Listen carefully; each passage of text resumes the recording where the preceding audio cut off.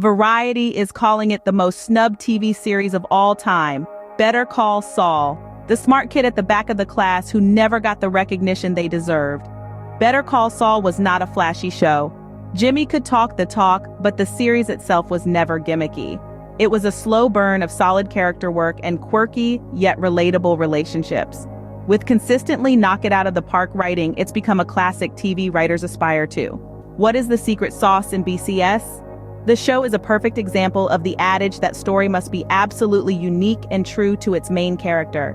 Jimmy McGill, aka Saul Goodman, was a joy to watch con his way into and out of anything. We loved him all the more for it. Why? Because we understood him. We got his backstory growing up in the shadow of a brilliant brother and the rivalry that cultivated. There was no competing with Chuck. The tension between these two characters and the changing dynamics in terms of how Jimmy either railed against or sought the approval of his big bro was a compelling watch. Jimmy's character was defined by the relationship he had with his brother. That in turn determined the direction of the story. Jimmy's flaws, needs, and wants conflicted beautifully with everything Chuck stood for.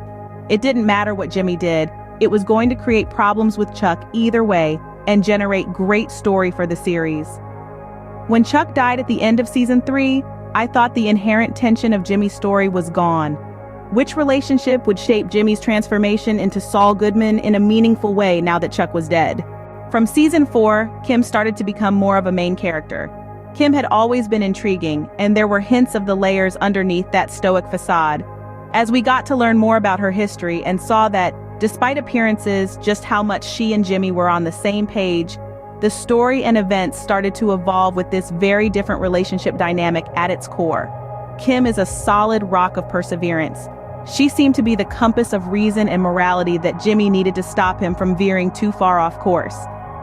Gradually, it became clear that Kim also had something to prove. Like Jimmy, Kim had an internal need to be a puppet master, extract revenge, and take the privileged minority down. The key to the last 3 seasons was seeing how Jimmy and Kim, with their individual weaknesses and character goals, combined to create an entity that was adorable and genuine. They were a couple to emulate, and yet their relationship was also insidiously toxic and destructive. It was a long and winding road to disaster.